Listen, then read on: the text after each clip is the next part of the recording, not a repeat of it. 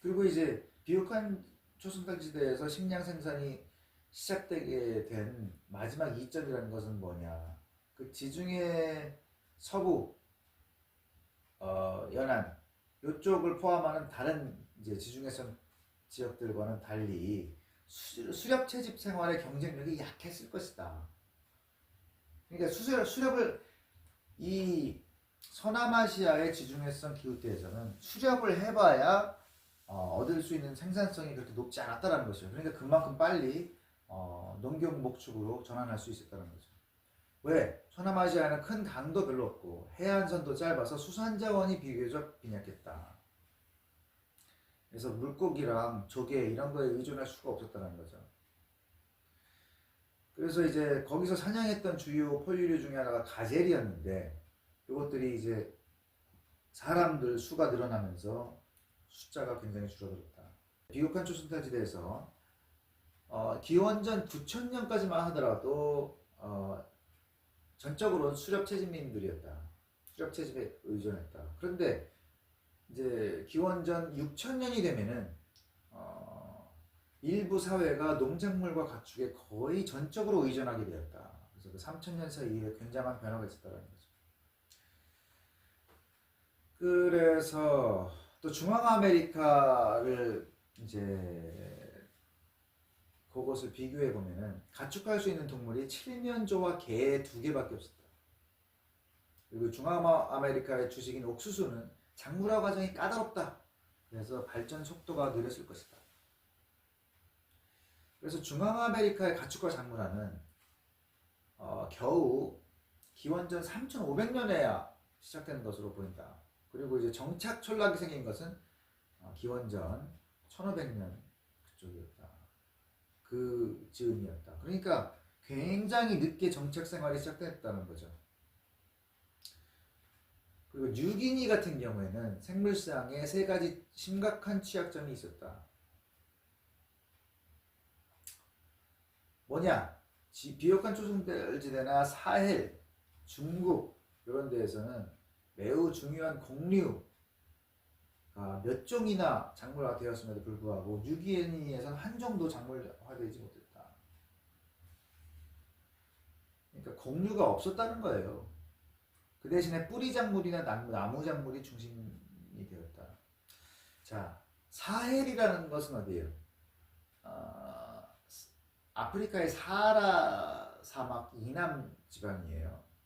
그러니까 사하라 사막에서는 이제 농업이 안 되겠죠. 근데 그 이남 지방부터 이제 농업이 가능한데 그게 사헬 지대라는 것이다. 그래서 이 뉴기니의 토종식물은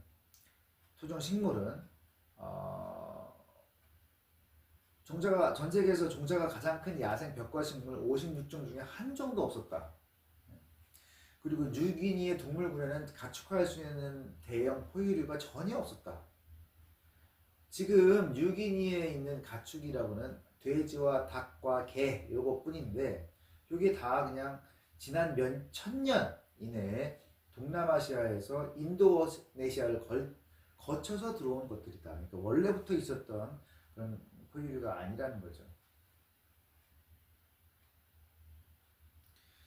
자, 뉴기니의 저지대 사람들은 물고기를 잡아먹어가지고 단백질을 얻는데 뉴기니 고지대 사람들은 주로 먹는 타로토란과 고구마 이것이 단백질 함량이 낮았다. 그래서 심각한 단백질 부족으로 고생한다. 그러니까 이제 사람이 먹는 식량에 탄수화물하고 단백질이 다 풍부해야 제대로 된 어떤 영양 상태를 유지할 수 있다는 거죠.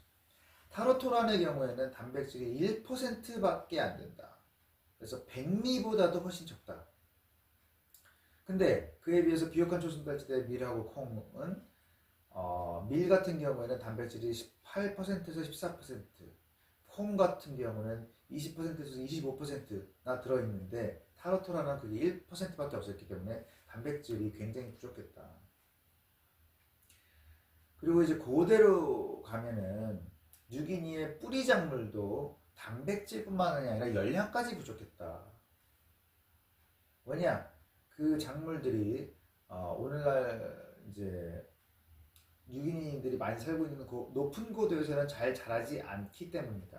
그래서 고대에서는 뿌리 작물이 단백질뿐만 아니라 열량도 별로 안 좋았다라는 거죠. 근데 불과 수백 년 전에 남아메리카 원산의 새로운 뿌리 작물인 고구마가 유기니에 들어왔다. 그러니까 고구마가 들어옴으로써 고지대에서 뭐 단백질은 부족할지 몰라도 그나마 열량이 높은 어떤 작물이 생겼다라는 거죠. 근데 이 고구마라는 것은 어떻게 남아메리카에서 유기니에 들어왔느냐? 스페인인들이 필리핀에 전해준 고구마가 다시 전파되었을 것이다. 스페인인들이 이제 필리핀을 이제 식민지화했었기 때문에 그 타로토란이나 다른 이제 뿌리 작물에 비해서 고구마가 어떤 이점이 있느냐? 고도가 높은 곳에서 재배할 수가 있다. 그리고 성장 속도가 빠르다. 그리고 재배 면적당 생산량이 높다. 노동시간당 생산량이 높다. 그래서 고구마가 들어오고 나서 유기니의 고지대 인구가 폭발했다. 아주 많아졌다. 자, 그거에 비해서 이제 미국 동부를 봅시다. 미국 동부는 비옥한 초순달지대에서 밀과 보리가 작물화되고도 6,000년이 지난 후에 농업이 시작됐다는 거죠. 그러니까 기원전 2500년부터 1500년 사이에 네 종의 식물이 작물화가 됐는데 그게 호박, 해바라기, 그 다음에 데이지의 친척인 썬프위드, 그 다음에 시금치의 먼 친척벌인 명아주, 이렇게 네 종류가 있다. 그러니까 굉장히 열악했다라는 거죠. 비옥한 초중달지대에 비해서. 그리고 그나마 이 네 종의 창시작물은 2000년 동안이나 식단을 보완하는 정도로만 쓰였을 뿐이다. 그러니까 주식이 되진 못했다라는 거죠. 그러다가 이제 먹거리를 농경으로 주로 얻었던 그때 재배되었던 식물은 뭐냐? 세 가지 씨앗 식물이다. 그게 뭐야? 마디풀, 메이그래스는 벼의 일종이다. 그리고 작은 보리.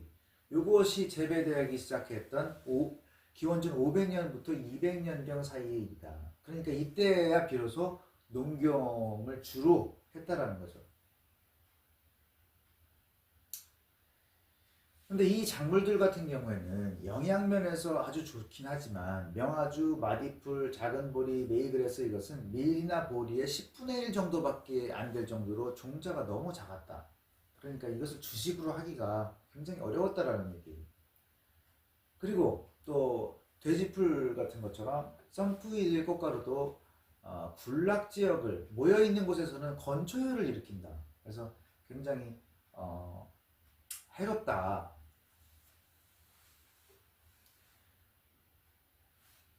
그리고 이제 멕시코 농작물인 옥수수는 미국 동부에 도착한 게 언제예요? 기원 후 200년. 근데 그때 도착했긴 했는데 그것이 이제 기원 후 900년경에 이르러서야 북아메리카의 짧은 여름에 적응한 새 변종이 나타났을 때까지 주요한 역할을 담당하지 못했다. 그러니까 옥수수가 200년에 들어왔는데 900년에 이제 북아메리카 기후에 적응한 새로운 변종이 생기기까지는 별 역할을 못했다라는 거죠. 그리고 이제 1100년경에 누에콩 요것이 도착하면서 옥수수, 누에콩, 호박이라는 멕시코산 3대 작물이 완성된다. 그래서 그때부터 미국 동부의 농경은 크게 활성화되었다. 그리고 미시시피 강과 그 지류들을 따라서 인구가 조밀한 사회들이 생겨났다. 그래서 이제 멕시코에서 3대 작물이 생겨나면서 그때 비로소 이제 이쪽 미시시피 강 요 주변으로 농경 사회가 생겨났다는 거죠. 미국 동부는 토양이 비옥하고 강우량도 적당하고 기후도 적합해서 지금 풍요로운 농업이 이루어지고 있다. 이 얘기를 왜 하는 거예요? 농업할 수 있는 환경이 좋음에도 불구하고 그 재배를 할 수 있는 그 작물이 없었기 때문에 지금은 농업이 활발하게 이루어지고 있지만 옛날에는 이루어질 수가 없었다 이라는 거예요. 그래서 이 지역 아메리카 원주민들은 그러니까 미국 동부 토종작물을 바탕으로 농업을 발전시켰다. 그리고 촌락 생활을 했다. 그래서 기원전 200년부터 기원 후 400년경 요 사이에는 문화의 꽃을 피우기도 했다. 그게 이제 오하이오 주를 중심으로 한 호프웰 문화가 생겼다라는 거죠. 근데 호프웰 문화가 이제 꽃핀 시기가 비옥한 초승달지대에서 촌락 생활이 시작하고 나서 9,000년이 흐른 후였다. 굉장히 늦게 될 수밖에 없었다. 그만큼 이제 환경 차이가 컸다라는 거죠. 그리고 이제 미시시피 문화가 아메리카 원주민이 이룩한 것으로는 멕시코 이북에서 가장 규모가 큰 도시와 복잡한 사회를 낳았다. 근데 이것도 멕시코산 3대 작물이 큰 규모의 인구 폭증을 유발했던 900년 이후의 일이었다. 그러니까 미시시피 문화가 멕시코 이북에서는 그래도 가장 큰 규모의 도시하고 복잡한 사회를 낳았는데 이게 이제 멕시코산 3대 작물이 인구 폭증을 일으켰던 900년 이후다라는 거죠. 그래서 굉장히 늦었다라는 거예요. 근데 미국 동부산 농작물만 가지고는 인구 폭증이 안 일어난 이유가 뭐냐? 거기에 야생 공유가 밀과 보리와는 비교할 수 없을 정도로 열악했다라는 얘기죠. 자, 그러면 이제 가축화에 대해서 봅시다. 가축화된 포유류가 왜 중요하냐? 대형 육소 초식동물의 수가 굉장히 적다라는 거예요. 그래서 이제 애초에 가축화를 시도해 볼 수 있는 그 종 자체가 적다. 대형이라는 말은 뭐냐? 체중 45kg 이상. 그러면은 이제 20세기 이전에 가축화된 대형종은 다 합쳐봐야 14종이다. 그리고 이제 고대 14종 중에서 9종은 지구상에서 한정된 지역에서만 나타난다. 그게 뭐냐? 단복낙타, 쌍복낙타, 라마와 알파카. 라마와 알파카는 이제 동일한 조상종에서 파생된 별개의 품종이다.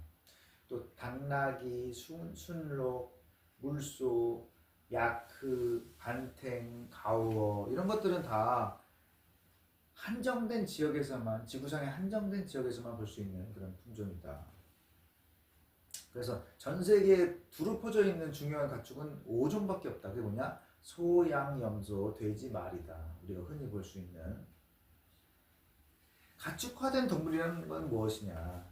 인간이 번식과 먹이를 통제하는 동물이다. 그래서 이제 감금 상태에서 인간의 용도에 맞도록 선택적으로 번식시키는 거다. 그래서 야생동물로부터 변화시킨 거다. 그러니까 감금 상태에서 번식을 시키는 것이 우리가 그런 것을 가축이라고 부른다. 야생동물을 잡아와가지고 기르는 것은 그걸 가축이라고 안 한다는 거죠. 그래서 번식까지 이제 사람이 통제할 때 그것을 가축이라고 한다. 코끼리 같은 경우는 길들여지기는 했지만 가축화되지는 못했다. 그게 무슨 말이냐? 코끼리를 생포해서 길들이는 것이지 감금 상태에서 번식시키는 것은 아니다. 그리고 이제 고대 14종의 야생 조상들이 지구상에 고르게 분포하지가 않았다. 그래서 이제 남아메리카에서는 한 종 그밖에 없었는데 그 동물에서 나온 게 라마와 알파카다. 그러니까 두 종이지만 그게 원래는 한 종이었다는 얘기죠. 그리고 이제 북아메리카, 오스트레일리아, 그다음에 사하라 이남 아프리카 여기는 한 종도 없었다는 거예요. 고대 14종 중에.